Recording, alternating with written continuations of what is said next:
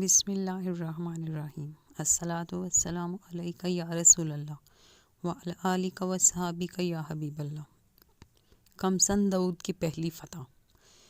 قوم عمالقہ کے ظالم و جابر بادشاہ جالوت کی فوج کے مقابلے میں سفارہ بنی اسرائیل کے بادشاہ حضرت طالوت کے لشکر میں ایک کم عمر نوجوان بھی اپنی گلیل کے ساتھ شامل تھا، کیونکہ نو عمر ہونے کی وجہ سے اسے اسلحہ نہیں دیا گیا تھا۔ جالوت جسم کو سامان حرب سے سجائے نہایت رونق اور تکبر سے شاہی سواری پر بیٹھا اہل ایمان کو دعوت مبارزت دے رہا تھا۔ ابھی بنی اسرائیل کا یہ چھوٹا سا لشکر کوئی فیصلہ بھی نہ کر پایا تھا کہ اچانک ان کی صفوں میں موجود یہ کم عمر نوجوان عقاب جیسی برق رفتاری سے باہر نکلا اور جالوت کے سامنے پہنچ کر اسے للکارنے لگا۔ گوشت کے پہاڑ لہیم شہیم اور طویل القامت جالوت نے حیرت کے ساتھ نوجوان کو دیکھا تو حقارت سے بولا، جا میری آنکھوں کے سامنے سے دور ہو جا، میں تجھے قتل کرنا پسند نہیں کرتا۔ بے خوف نوجوان نے بادشاہ کی آنکھوں میں آنکھیں ڈال کر گرجدار آواز میں جواب دیا، لیکن میں تجھے قتل کرنا پسند کرتا ہوں۔ پھر فلک پر چمکتے سورج کی تیز روشنی میں ارض و سما نے ایک حیرت انگیز منظر دیکھا۔ نوجوان کی گلیل سے گولی کی طرح نکلے پتھر سے جالوت کا متکبر سر پاش پاش ہو چکا تھا اور اس کا طاقتور جسم زمین پر اوندے منہ پڑا تھا۔ یہ سب اتنا اچانک ہوا کہ جالوت کی اسلحے سے لیس فوج کو سنبھلنے کا موقع نہ ملا اور وہ بدحواس ہو کر بھاگ کھڑی ہوئی۔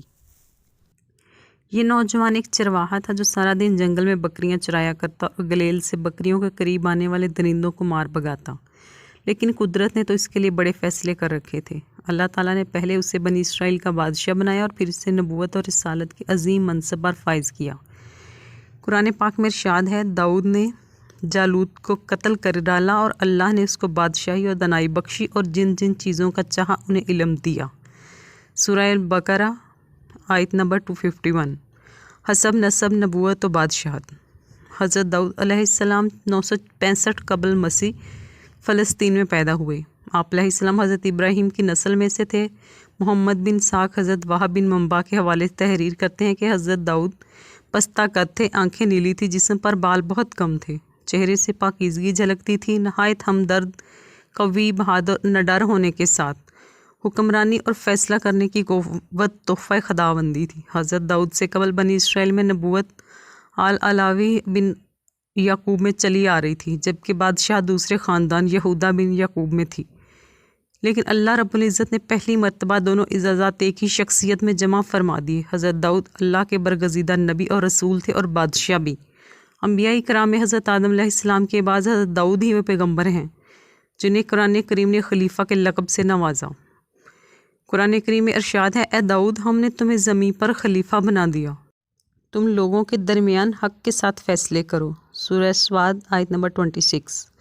قرآن کریم کی سورہ بنی اسرائیل میں ارشاد ہے، اور ہم نے بعض پیغمبروں کو بعض پر فضیلت دی اور داؤد کو زبور عنایت فرمائی۔ سورۃ النساء میں ارشاد باری تعالیٰ، ہم نے داؤد کو زبور بھی عنایت کی۔ امام بغوی نے اپنی تفسیر میں لکھا ہے کہ زبور اللہ کی کتاب ہے جو حضرت داؤد علیہ السلام پر نازل ہوئی۔ اس میں 150 صورتیں ہیں جو دعاؤں اور حمد و ثنا پر مشتمل ہیں، تاہم ان میں حلال و حرام اور فرائض و حدود کا بیان نہیں ہے۔ زبور کے لغوی معنی پارے یا ٹکڑے کے ہیں۔ دراصل زبور کے نزول کا مقصد تورات کی تکمیل تھا، اس لیے گویا یہ تورات ہی کا ایک حصہ یا ٹکڑا ہے۔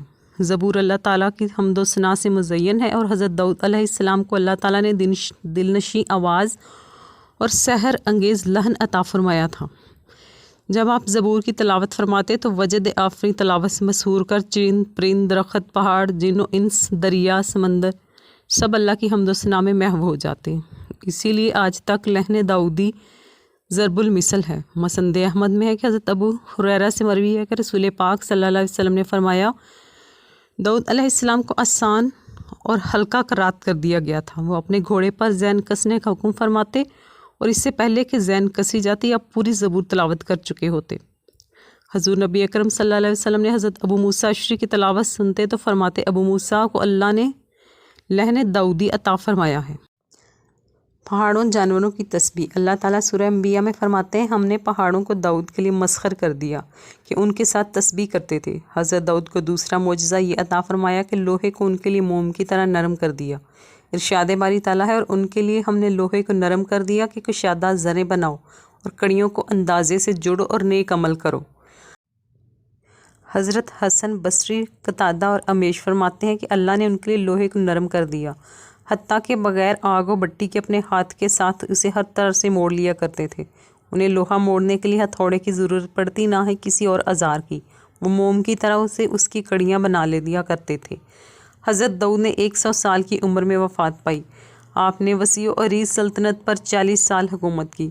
حضرت ابن عباس سے مروی ہے کہ حضرت داؤد ہفتے کے دن اچانک وفات پا گئے اور پرندوں کی ٹکڑیاں ابر کی طرح ان پر سایہ فگن تھیں۔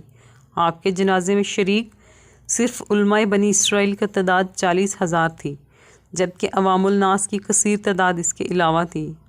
بنی اسرائیل میں حضرت موسیٰ اور حضرت ہارون کی وفات کے بعد اس قدر رنج و غم کسی اور کی وفات پر نہ ہوا۔